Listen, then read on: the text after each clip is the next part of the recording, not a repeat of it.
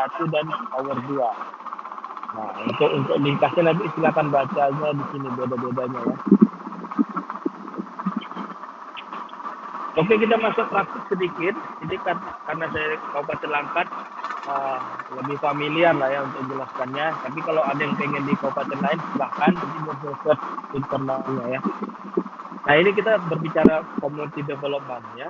Nah, awal dari merencanakan itu kita harus tahu dulu jumlah manusianya atau jumlah jiwanya ya, kemudian batas wilayahnya, ada nggak ada daratan, ya daratan udah pasti ada lah ya, apakah dia ada nggak ada kepulauannya ada tidak, kemudian perairannya ada tidak gitu ya, kemudian luas wilayahnya berapa, panjang jalannya berapa, dan itu semua di dalam pemikiran kita lah kan gitu.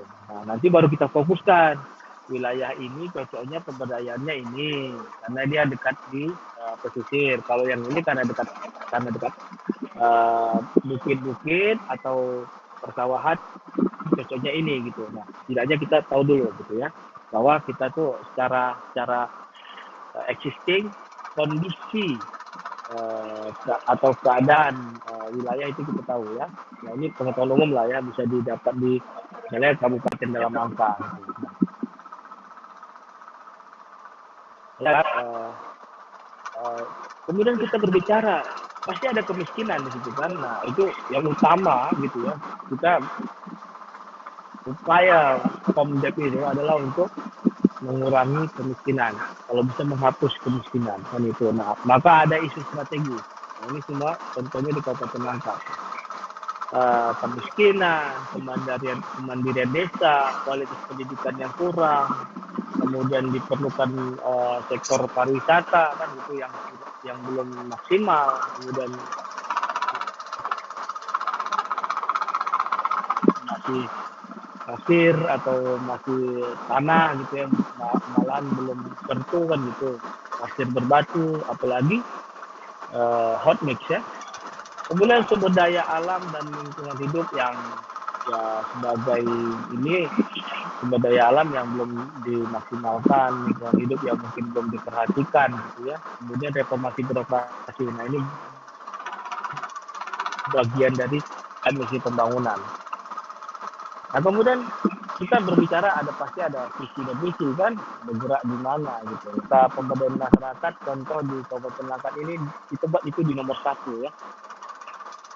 Kemudian awalnya kan visi dulu ya, visi ya seperti inilah ya, menjadikan Langkat yang maju, sejahtera, lebih melalui pengembangan pariwisata. Jadi kita gerakkan pariwisata sama infrastruktur.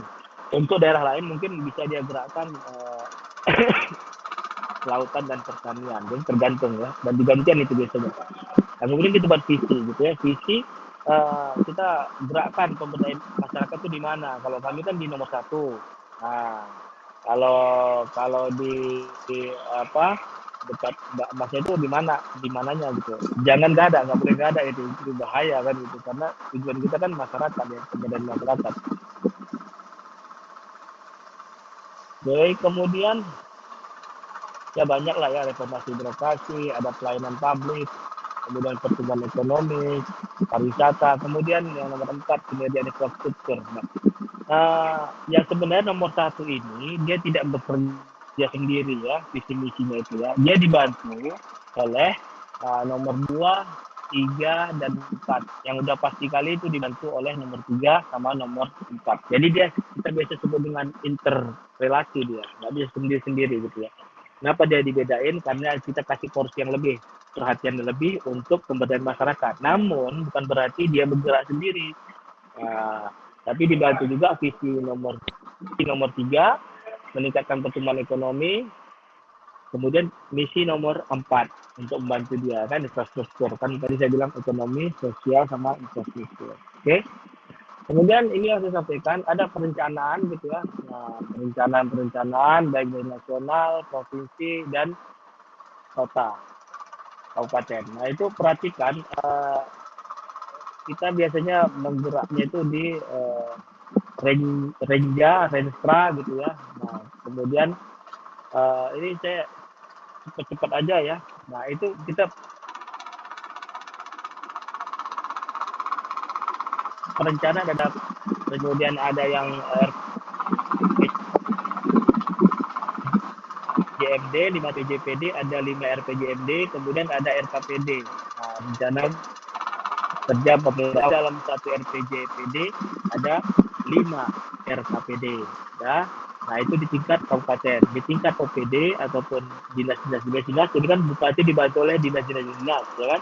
Kalau yang paling bawah ya, yang merah. Kalau yang atas, yang biru, presiden dibantu oleh kementerian dan lembaga. Nah, itu namanya tingkat, itu kita sebut perencanaan 5 tahunnya itu Renstra. Kalau yang tingkat kabupaten RPJMD 5 tahun. Nah, ekstraksinya setahun-setahunnya itu di Renja. Jadi contoh nanti kan gini, di kabupaten nanti itu kan ada dinas-dinas. Nah, tolong perhatikan kalau dia di dinas ya, umumnya di dinas, kalau badan itu koordinatif dia sifatnya ya. Di dinas sama di kecamatan, ya itu dia melakukan pemberdayaan masyarakat umumnya, cara besarnya di situ. Contoh, jadi dia kerjanya kan nggak sendiri nih, pemberdayaan masyarakat. Dinas pendidikan punya program untuk pemberdayaan masyarakat, dinas kesehatan juga punya, dinas koperasi juga punya. Itu yang sebelah kiri ya. Semua dinas-dinas itu berupaya untuk melakukan pemberdayaan masyarakat, baik secara fisik maupun non fisik.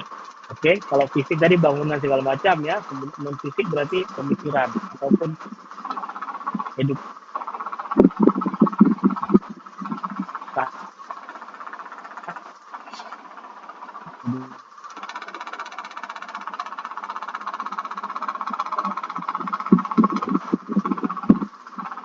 Jadi oleh perhubungan ya umumnya lah ya, kalau untuk pemberdayaan masyarakat itu ya nggak semua dinas juga, tapi rata-rata dinas yang melakukannya. Contoh ya, lihat aja ya, nomor 2, pendidikan, kesehatan, koperasi, ketenaga kerjaan itu sudah pasti. Ya, skip langsung nomor 7, pertanian, pemuda olahraga, lingkungan hidup. Ini KBP Capil kita skip. Kemudian lanjut ke pemberdayaan masyarakat dan desa. Oke, perhubungan kita skip, kearsipan skip, perdagangan dan perindustrian pariwisata nomor 15 masuk, kelautan dan perikanan masuk, perumahan dan kawasan permukiman masuk, dinas sosial masuk, 19 penanaman modal juga masuk, dinas pariwisata dan kabupaten dan kebudayaan masuk, dinas PUPR masuk. Oke, jadi seluruh dinas ya umumnya lah ya melakukan program pemberdayaan. Ini kita lihat contohnya, program dan kegiatannya apa. Kalau program itu ada terdiri dari beberapa kegiatan. Kalau kegiatan terdiri dari sub kegiatan, tapi jarang ada yang langsung kegiatan yang cukup ya. Nah, karena kita berbicara pada konteks desa, kita lihat di dinas pemberdayaan masyarakat desa ya. Nanti kita bisa lah kalau mau contoh yang di pemberdayaan di dinas pendidikan kesehatan ya, itu nomor 12, silakan cek. Oke, jadi dalam perencanaan 5 tahun Musrenbang itu kita memastikan ada namanya indikator makro atau upaya kita ya.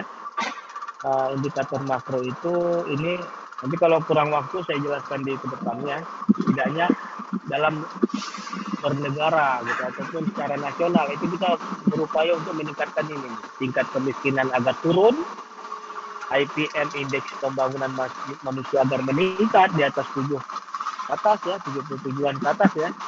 LPE laju pertumbuhan ekonomi kita tingkatkan, TPT tingkat pengangguran terbuka kita turunkan, indeks Gini kita turunkan. Indeks Gini ini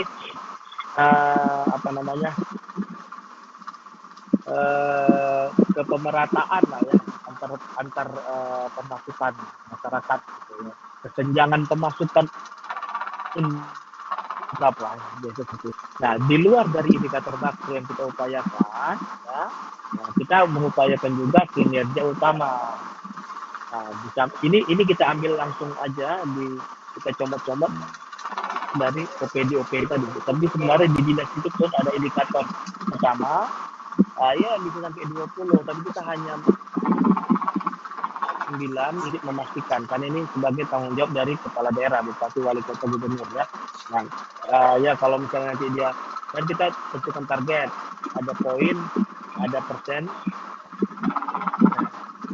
nanti di 2024 RPJM 2019 sampai 2024. Oke. Nah, salah satunya itu kan ada yang dilakukan oleh dinas pemberdayaan masyarakat desa.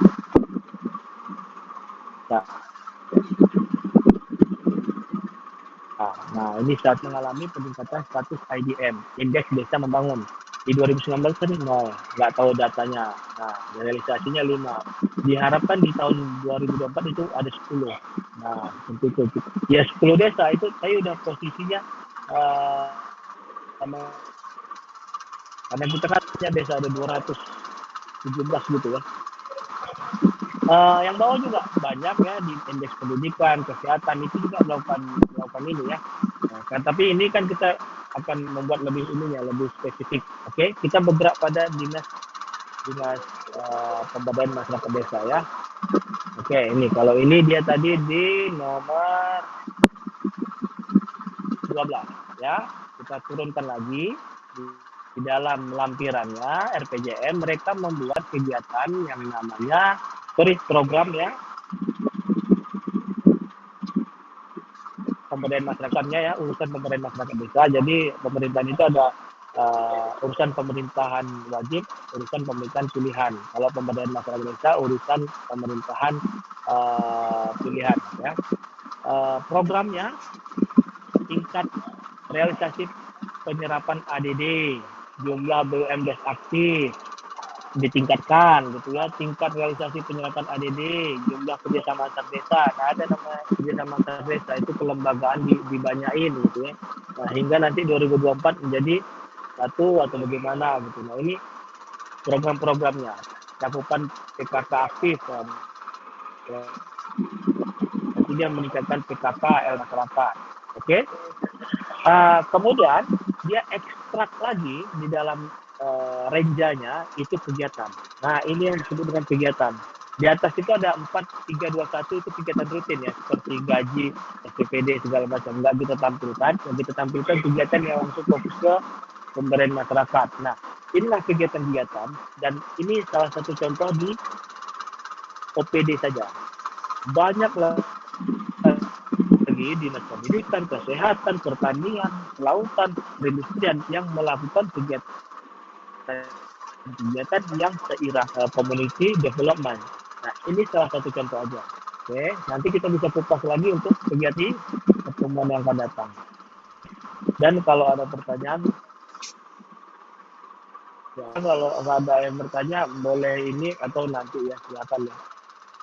Oke, contoh ya penyelenggaraan pendidikan dan pelatihan tenaga teknis, kemudian pengelolaan air, monitoring operasi pelaporan, pemilihan kelompok masyarakat pembangunan desa. Jadi banyak gitu sebenarnya. Jadi nggak tahu apa ini didanai semua. Saya pikir kalau udah masuk ini seharusnya udah didanai. Cuman di tahun berapanya dikerjakan, nah itu kita lihat di realisasi anggaran gitu. Jadi ini seluruh kegiatan. Contoh nomor 5 program peningkatan pemberdayaan masyarakat pedesaan dan dengan jenis kegiatan. 51 penyelenggaraan pendidikan, 52 pengelolaan air minum, 53 pos pelayanan teknologi. Oke. Contoh pengelolaan air minum dilakukan di tahun RPJM ke-1 atau ke-3 atau ke-5. Misalnya kan tahun RPJM-nya 2019 sampai 2024. Bisa dilakukan di 2019, 2024 atau 2023. Nah, itu untuk ekstrak kapan lakukannya itu, nah itu kita lihat di keputusan Bupati nanti tentang penjabaran APBD di situ. Tapi setidaknya kita dari mulai perencanaan, karena kan siklusnya itu habis perencanaan di bulan 7, baru nanti sampai ke bulan September atau Oktober itu baru penganggaran. Nah, di situ nanti baru kita tahu proyek-proyek yang fix untuk dilaksanakan, untuk dianggarkan, untuk dilakukan di tahun depan. Oke, itu dia. Selanjutnya nanti kita lanjutkan nanti ya di pertemuan selanjutnya. Silahkan kalau ada yang ingin bertanya, kalau belum nanti bisa di apa ya di